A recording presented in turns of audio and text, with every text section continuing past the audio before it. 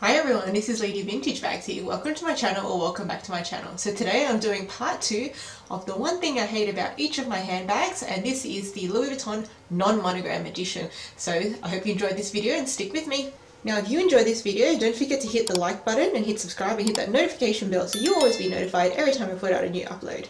So let's get started, shall we? So we're starting off with the Louis Vuitton Concord, and I've got this bag in this gorgeous Toledo blue colour. Isn't she a beauty? Now the one thing I hate about this bag is, now look at this handle, it is wonky. So at first when I bought this bag I thought, no, that's going to be a quick fix, I'll just hang it on a doorknob for about a month and it'll just straighten itself out. But I was wrong. Within a week it just reformed its wonky shape all over again. So I think because it's been stored with the handle hanging down for so long, that even if I try to reshape it, it's just formed this new shape so strongly that it's just going to overcome any of my efforts. Now if you have any ideas to help me straighten out my handle, I would love to hear your comments down below, so please give me any advice if you've got some to impart with me. So at first it didn't really bother me so much, so when I wear this with a long crossbody strap, it actually just straightens itself out, or if I hold it handheld it also straightens itself out.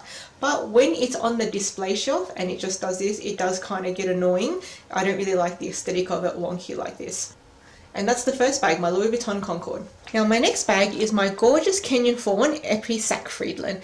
This is a beautiful bag with gold turnlock, and here is what I hate about it. So on the strap here, near the strap root, is a lot of pressure points. So a lot of these bags can be worn out here. So the way you store the bag, you can see here it naturally curves here, and this starts putting pressure on the joints.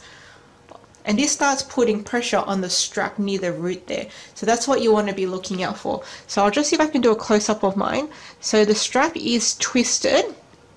As you can see there, there's lots of wrinkling. And that's on both sides. And also, it's starting to come off here where the end has been stitched. Now mine just has a lot of surface crack, so it's not ripped through. So it still functions fine. I just have to be mindful that this part doesn't get too dry, so I have to moisturize it so that it doesn't actually rip rather than just having surface cracks.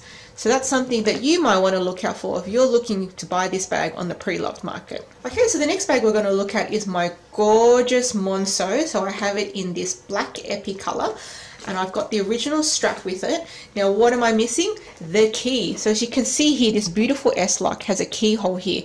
So Monsos are supposed to come with the key so that you can lock the bag so that strangers can't go in and open your bag. So not all bags with S-locks come with a keyhole.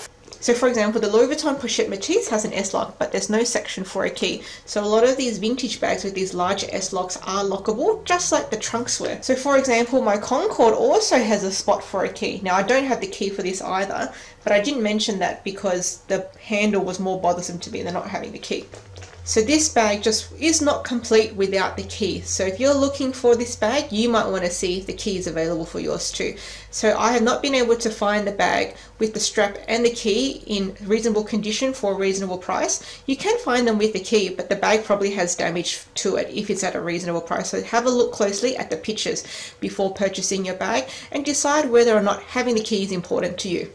Okay, so the next bag I'm going to be talking about is my Pochette Curad clutch. So this is actually a clutch bag. It's from the men's line. So this is made in the tiger leather, not the epi leather. So it has a back pocket for all you back pocket lovers out there. Because this is a clutch and not a handbag, clutches often come with the back pockets. Now you may notice here, talking about the S-locks, this does not have a keyhole, so there was not supposed to be any key that came with this one. Now what do I hate about this bag? So if we look inside here, it's got these front slip pockets. So these pockets, we've got 1, 2 and 3. Now this little tight pocket here in the front right corner is actually where the date code reads. So if you're looking for the date code, it's in there and it's really difficult to see, and you need to shine a flashlight in there and probably take about 10-15 minutes to try to read the date code. Now what I hate about these is that these vintage bags often have a peeling lining, but these pockets are so tight that I can't get in there and clean them out. So now these pockets are unusable to me because it's a peeling pocket that I can't do anything about. So So you might want to have a look to see if that's something that's going to bother you if you're looking to purchase this bag. Okay, so next up is my Montagne clutch. This is in the 27cm size. So just like the Pochette Curan, these come with back pockets because they're vintage clutches. So vintage clutches you can find with back pockets for all you back pocket lovers out there. Okay, so what you want to be looking out for this bag is, if you're looking for one with decent structure, look at the shape of that bottom gusset here.